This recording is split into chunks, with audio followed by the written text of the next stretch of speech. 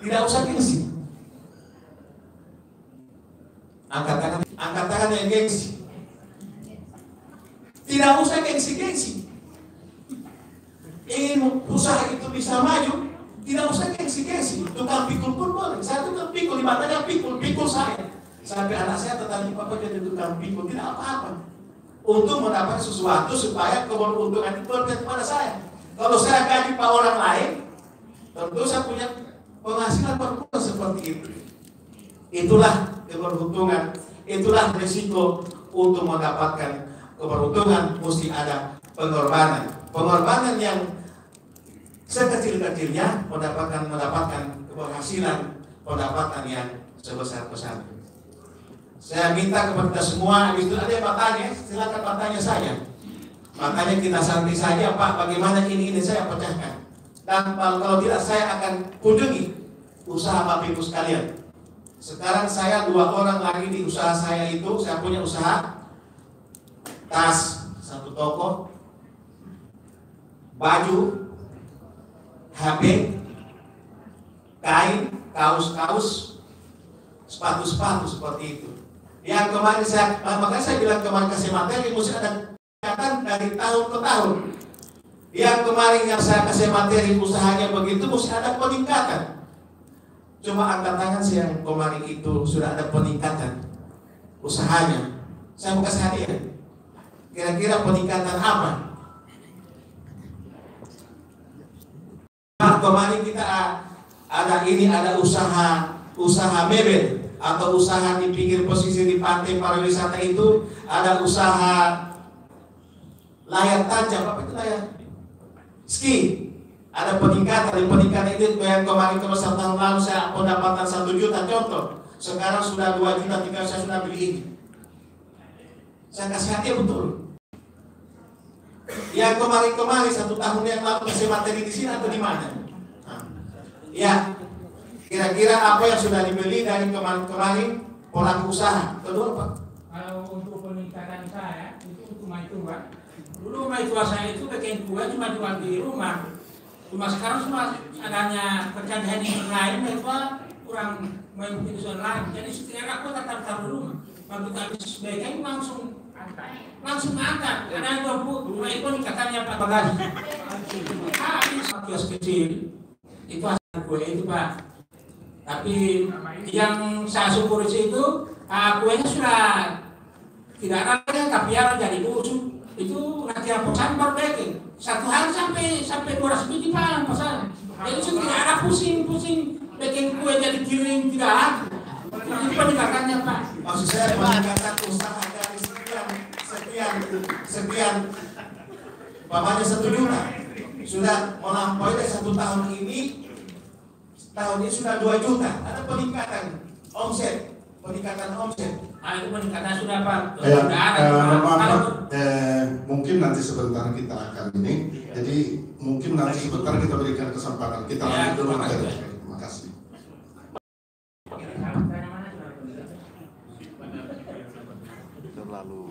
Nantinya maksud saya evaluasi kemarin itu peningkatannya sudah sejauh mana? Peningkatan usaha Bapak Ibu sekalian seperti itu. Supaya dapat tahu. Sebab kita Pak, maksud saya dari tahun ke tahun ini jangan cuma begini. Punya grafik peningkatan seperti itu. Itu maksud saya. Contohkan saja. Saya punya karyawan cuma karyawan pas saya di situ, karyawan sudah punya peningkatan, dia sudah usaha mandiri, diberikan bantuan usaha mandiri, dia sudah peningkatan. Kemarin tidak ada punya motor, sudah punya motor. Kemarin tidak punya mobil, sudah punya mobil. Bahkan kemarin lagi ini naik umroh. Berkahnya dari bawah seperti itu. Itulah maksud saya ekonomi di bidang pariwisata. Kalau cuma begini kan tidak ada kan. Nah, maksud saya supaya kita punya semangat, punya pikiran, punya analisa, punya wawasan ke depan. Mengapa dia bisa, saya tidak bisa. Mengapa dia maju, saya tidak maju. Seperti itu. Yang berikut, Lex. Dan saya bertanya, Ya. Saya bantah. Pokoknya katanya saya mau, baru Pak minta dikunci saya kunjungi. Saya suka itu, saya suka senang sekali melihat orang berhasil Pak. Seperti itu. Yang berikut, mengembangkan usaha adalah cara yang mulia untuk mendapatkan keuntungan sekaligus beramal dengan menciptakan pekerjaan dan pendapatan bagi dirinya dan bagi orang lain senasib dan sepenanggungan. Saya ceritakan contoh tadi. Pengusaha menyadari bahwa setiap usaha tidak setiap saat menghasilkan, sehingga perlu mempersiapkan diri dan mempersiapkan rencana dan dana cadangan sebagai upaya mempertahankan usaha pada saat itu terjadi. Yang berikut, next. Apakah saya seorang pengusaha? Nah ini, kembali ke kita semua. Seorang pengusaha bukan berarti ingin berusaha, tetapi menyadari konsekuensi, suka dan duka, risiko. Yang berikut, tenang, tidak panik dalam menghadapi hal-hal yang tidak terduga mengganggu kelancaran usaha. Dalam kita berusaha banyak risiko, memang banyak risiko yang kita hadapi. Yang penting kita tahu risikonya, risiko apa yang kita hadapi, harus kita tahu risiko itu. Oh, umpamanya begini, tahun depan, bulan depan, saya contohkan tadi, hari raya. Kalau kita cuma jual-jual ini, tidak cocok menghadapi ini. Ini kan semua Desember, semua hari raya lagi. Harus kita, hari raya itu harus kita contoh.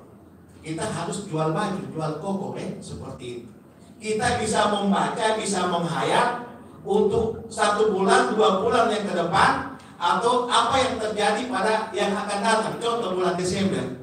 Kalau kita di Manado itu bulan Desember itu setahun. Terus terang saya, bukan saya kemarin, saya sebelum bulan puasa sudah ada persiapan bulan puasa. Sebelum Desember sudah diorder barangnya seperti itu. Sebelum masuk Oktober itu sudah ada orang di sini mandi seperti itu. Berwisata di sini mandi-mandi. Tentu kita sediakan sarana dan prasarana untuk kebutuhan mereka. Legal ada juga bangke seperti itu. Perahu-perahu yang dipergunakan oleh mancanegara atau para wisata datang di Gorontalo, ataukah di bidang ekonomi. Apakah mereka suka itu? Dan boleh baca apa yang mereka suka itu apa, kasubi atau apa. Tidak mungkin kan orang barat suka kasubi kan, cuma kita di sini suka kasubi, ubi atau pisang goreng. Minimal apa disukai oleh mereka, roti bakar atau apa, gandum seperti itu. Harus kita membaca ke depan apa yang disukai oleh pariwisata, ekonomi apa yang disukai oleh pariwisata nasional, lokal untuk kita daerah kita ini. Kalau kita daerah Gorontalo paling kita suka pisang goreng, itu kita siapkan. Atetela, kasubi, bide biluhutan kita siapkan seperti itu.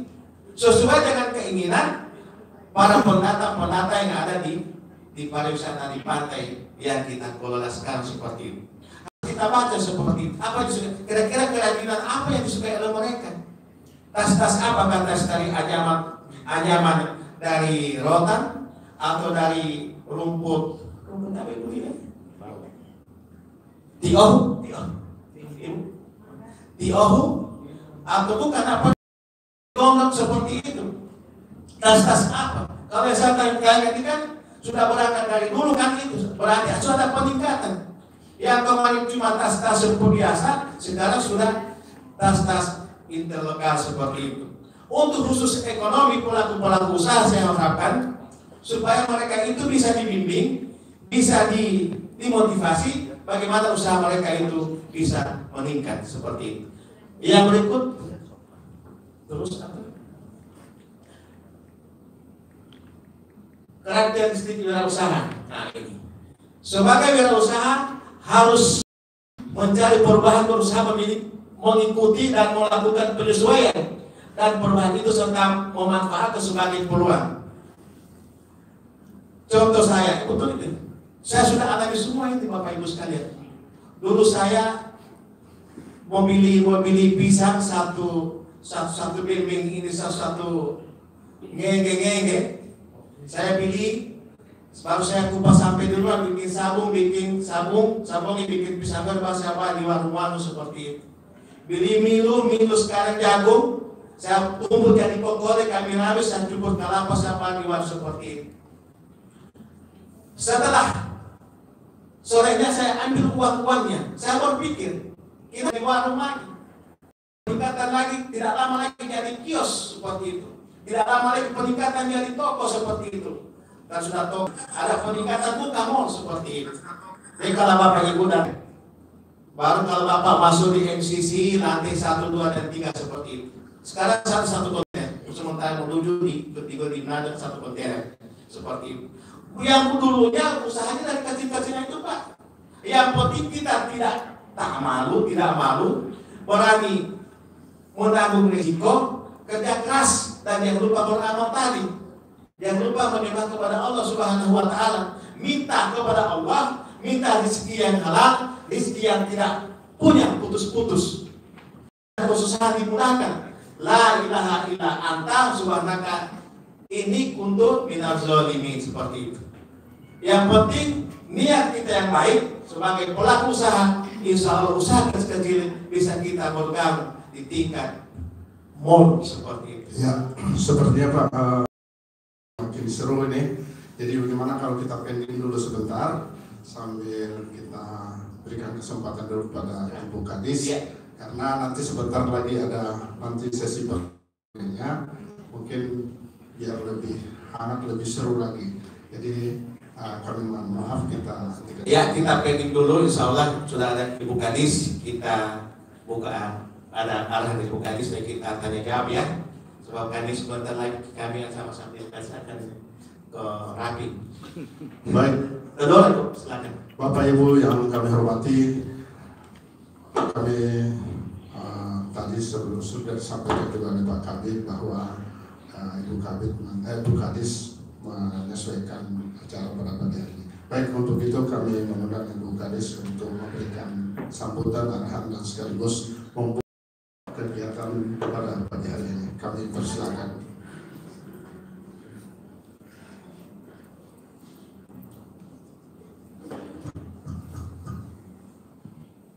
Bismillahirrahmanirrahim. Assalamualaikum warahmatullahi wabarakatuh, dan selamat pagi menjelang siang. Yang saya hormati narasumber ini luar biasa. Yang saya hormati Ketua PHRI yang kebetulan hadir pada saat ini, para peserta dari Pokdawis maupun dari kelompok KM ya, UMKM, industri pariwisata lainnya yang sama-sama saya banggakan. Alhamdulillah, tak henti-hentinya kita katakan hadirat ilahi, karena pada hari ini kita semuanya masih diberikan kesehatan, kekuatan, keafiatan, dan kesempatan untuk bisa sama-sama hadir pada kegiatan BIMTEK, peningkatan kapasitas pengelolaan objek wisata di tahun 2018. Kalau kita berbicara pariwisata dan perlengkapannya, itu apa yang dikatakan tadi oleh narasumber, memang kita perlu persiapan, terutama SDM. Belum aku kata nonton.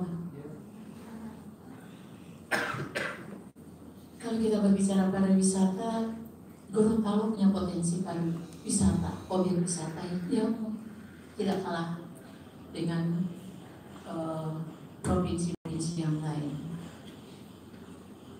Hanya saja kita masih banyak tantangan, dan tantangan yang utama di kita adalah SDM kita. SDM kita sebenarnya cukup, SDM kita banyak, cuman permasalahannya belum bisa membaca.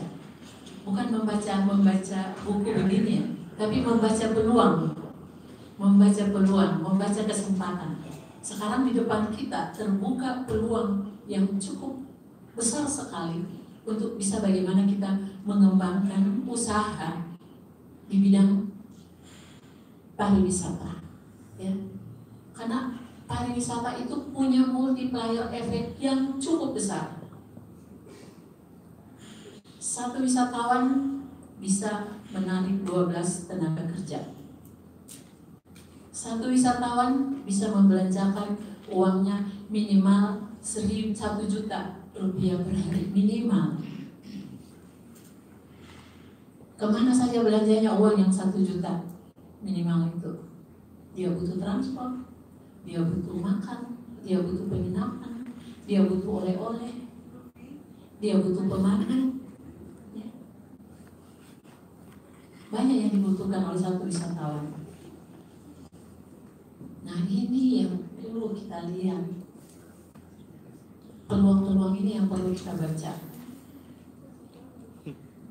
Kalau kita sudah membaca peluang dan kita siap untuk bersaing, saya kira Gorontalo tidak akan kalah dengan daerah-daerah lain. Insya Allah. Mereka kerja di sana, kerja, kita coba di sini kerja, tapi kita belum ada. Di setiap destinasi, kami tidak punya. Beberapa teman kami tidak punya. Hanya pinjam keuntungannya, mungkin keuntungannya kita putar dan untuk bayar pinjaman gitu. Bunganya. Karena itu banyak usaha kita yang mati di tengah jalan. Apa yang disampaikan Pak Karim tadi, trik-trik pengorbanan, kemudian ada usaha dan siap dengan resikonya, kemudian tidak panik dan lain-lain, itu sebenarnya trik-trik kalau sudah jalan sudah enak, sudah. Tapi dari mulainya, kemudian dari awal memulai itu kan kita butuh modal. Bagaimana Pak Karim menyiasatinya? Oke, Pak Karim sebentar Pak Karim. Masih ada satu lagi Pak Donald, biar satu kaligus langsung dijawab biar ya. Oke, silakan Pak Donald.